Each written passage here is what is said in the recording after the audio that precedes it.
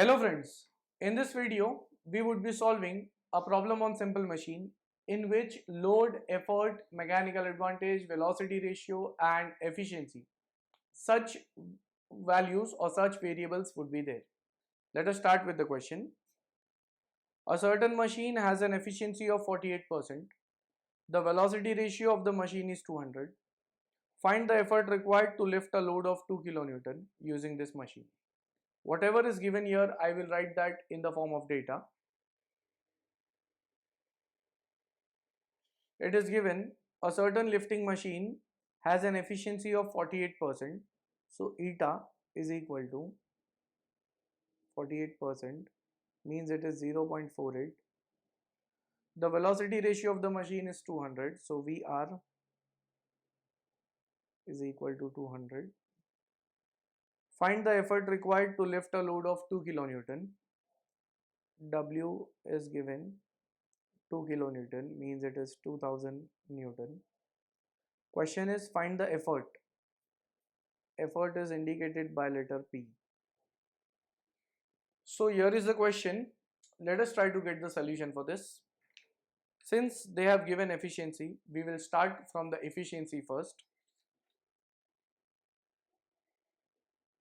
Since efficiency is given by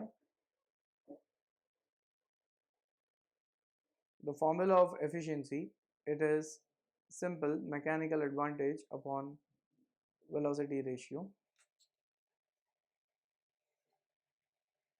Therefore, efficiency it is given as 0.48.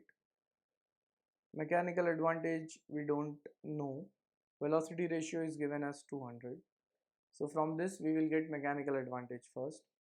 Therefore, MA is equal to 0.48 into 200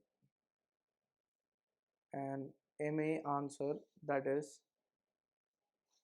90. This comes out to be 96. Once we know MA, I can say that also mechanical advantage is equal to load upon effort.